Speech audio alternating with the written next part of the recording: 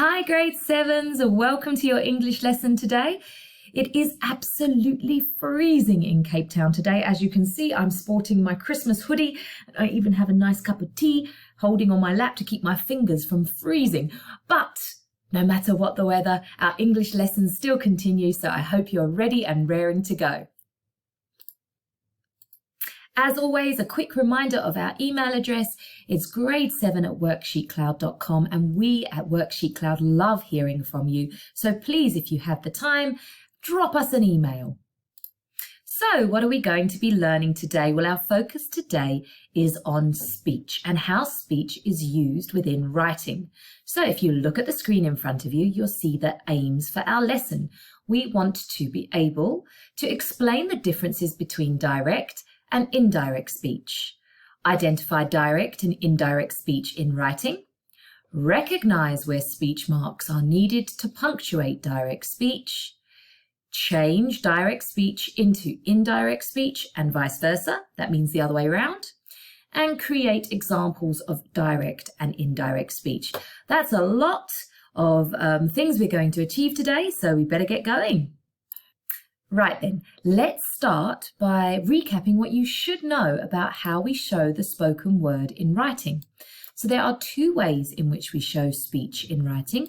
The first way is direct speech, and the second is called indirect speech. Some people also call it reported speech, both entirely acceptable, whichever you're more comfortable with. So here I have Iggy, my little alien, in his spaceship, and he is saying these words. I bid you farewell, earthlings. So how would that sentence look if it was written in a direct speech sentence? So here's an example. It may look like this. I bid you farewell, earthlings, shouted Iggy from his spaceship. If I was to take that same sentence but now write it as an indirect speech sentence, it could look something like this. From his spaceship, Iggy bid farewell to the earthlings. Now have a look at those two sentences in blue. You will see there are many differences between them, and today we're going to explore those differences in a bit more detail. Okay, so let's start with the direct speech. So in direct speech, what do you notice? So here's that same sentence again. I bid you farewell, earthlings, shouted Iggy from his spaceship. Now I've color-coded it, so see if you can spot what my color coding means. Well, let's start with the purple. The purple are speech marks, and any words that are actually spoken by Iggy are inside speech marks. So you'll see there I've written the exact words of the speaker are enclosed in speech marks. In direct speech, the exact words of the speaker are not changed. They stay exactly the same in their content and their order. There's always a punctuation mark before the speech marks close. So here, because Iggy is shouting, we have an exclamation mark, but it could be a comma or it could be a question mark. And then this is what we call a reporting clause. There's often a reporting clause to explain who said what is being said, but sometimes there's not. Sometimes if there's a lot of dialogue in a storybook, they don't always have a reporting clause every time. And then sometimes a reporting clause will be extended with an adverb. So it could have shouted Iggy loudly from his spaceship. Or a prepositional phrase or a subordinate clause, something to tell us more about how, where, or when the speech was said. And also it's important to remember that the reporting clause doesn't come always after the exact speech, the direct speech. The reporting clause can sometimes come before or even in the middle of the spoken words, and we'll look at that example in a second. But how to spot your reporting clause? Well, usually it starts with a verb. So here's a verb, shouted. It could be said, it could be whispered, it could be exclaimed, a verb. So as I just mentioned, the reporting clause doesn't always come after the spoken word. It can appear before the spoken word or in the middle, separating two bits of what is spoken. So let me just show you how that might look so you know how to recognize that in future. So my first example is exactly the same as the sentence I showed you earlier with Iggy. So this one I have, "Oh no, I didn't do my homework," whispered Yusuf. Here the reporting clause comes at the end. So let's just recap. I have my speech marks, and those enclose the exact spoken word of Yusuf. I have a punctuation mark before the speech marks close. This time it's a comma because Yusuf is whispering. We don't want an exclamation mark, and it's not a question. And then I have my reporting clause. Remember, there's the verb, whispered Yusuf. Okay, so that's the example, similar to the one I just showed you on the previous slide.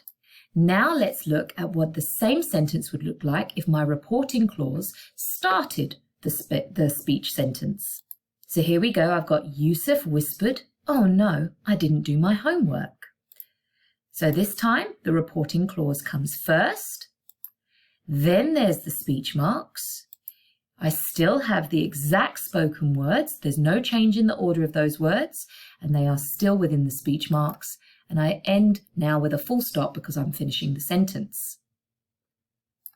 Now this time you'll notice, because instead of saying whispered Yusuf, I'm saying Yusuf whispered.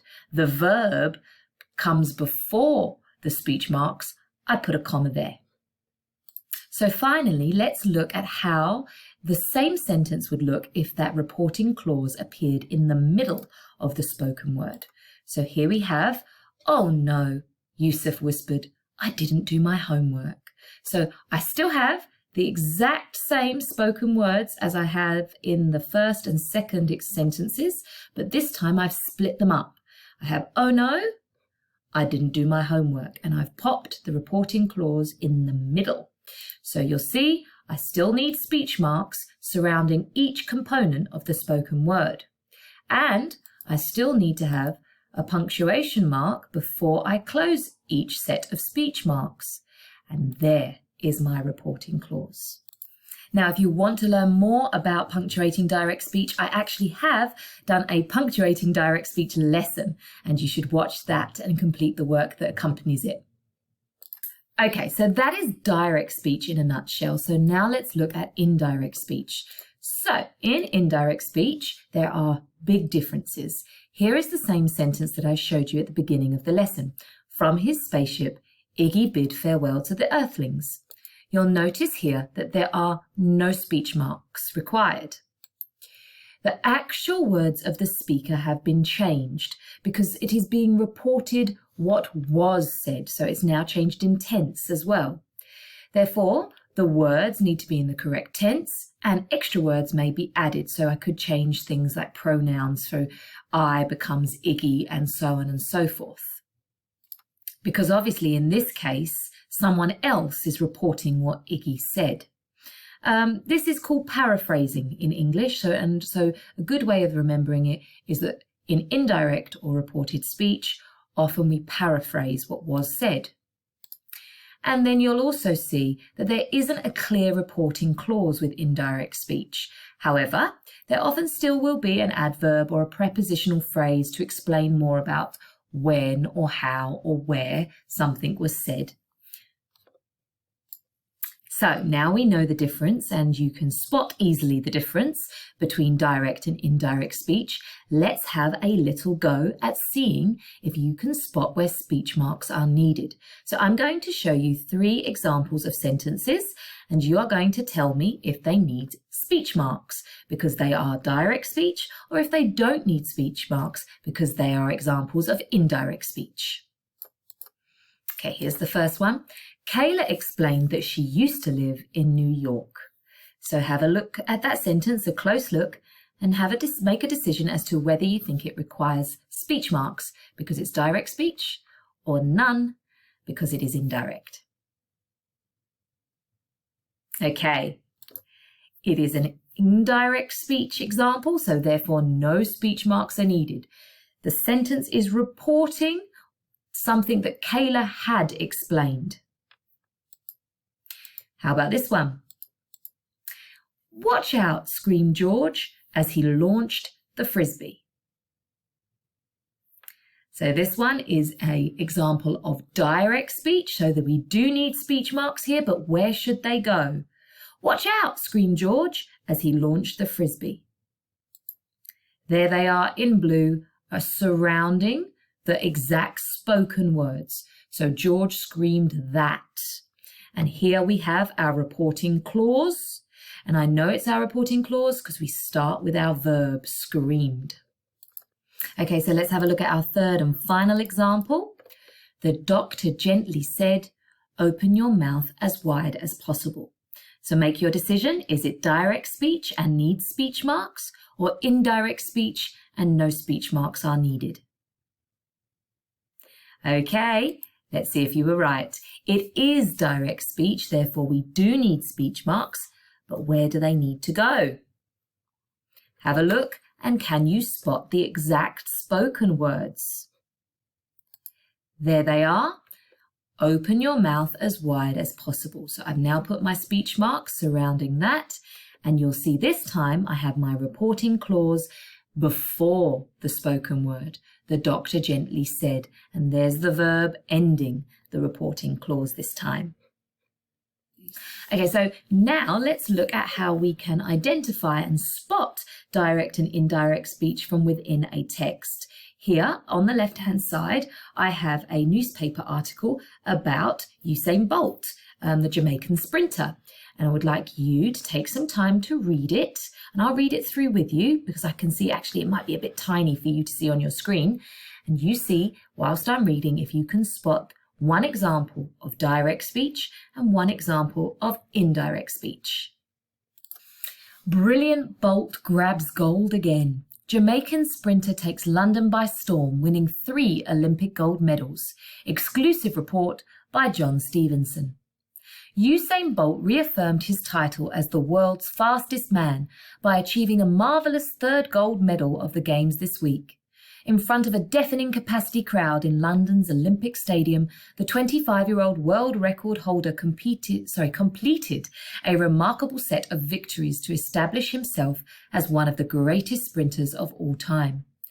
Following earlier victories in both the 100-metre and 200-metre individual sprints, Bolt inspired his Jamaican teammates to a 3rd triumph in the 4x100-metre relay. The 3 gold medals are added to his personal collection alongside similar achievements in the corresponding individual events of Beijing in 2008. Afterwards, the reigning 100-metre and 200-metre world champion was understandably buoyant in his celebrations. It's a brilliant feeling. It's been a long road. I'm happy, but I'm relieved. It's great to be in the history books as one of the greatest. I'm proud of myself, he told reporters. Although other athletes have won more medals than Bolt, including American sprinter Carl Lewis, who was commentating for a television network, no one else can match the explosive power and unrivaled pace exhibited by Bolt. The sprinter's Jamaican teammates were equally jubilant following the relay victory, describing it as a momentous day in athletics history. Even the American team, who were disqualified from the relay following a disastrous illegal baton handover, were gracious in defeat, admitting disappointment at missing out on a team medal. Justin Gatlin promised supporters that the team had given it all they could and refused to criticise the officials' decision, but did apologise to the US fans. Now thinking ahead to his future and the potential of bringing down the curtain on a glittering athletics career, Bolt confirmed that he intends to compete in 2016 but retire before the next Olympic Games in 2020. Instead, he will focus on charity work, a likely ambassador role for the sport, or could even consider a dramatic switch to another sport, such as football. As the crowds filtered out of the magnificent stadium, the talk was all about just one man, the incredible Usain Bolt, who is surely already an Olympic legend. Right, so now you've had it read to you, can you spot the example of direct speech? There you go.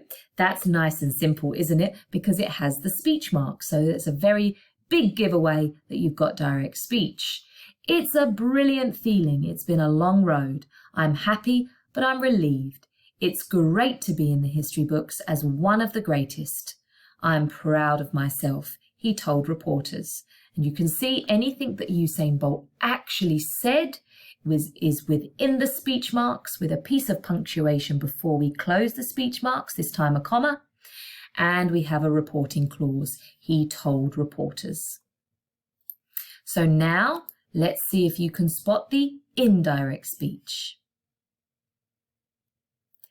Here it is. It is Justin Gatlin telling the reporter what he promised his supporters. So admitting disappointment at missing out on a team medal, Justin Gatlin promised supporters that the team had given it all they could and refused to criticize the officials' decision, but did apologize to US fans. So there, someone else, this time it is the John Stevenson, the reporter, is quoting and paraphrasing what Justin Gatlin said.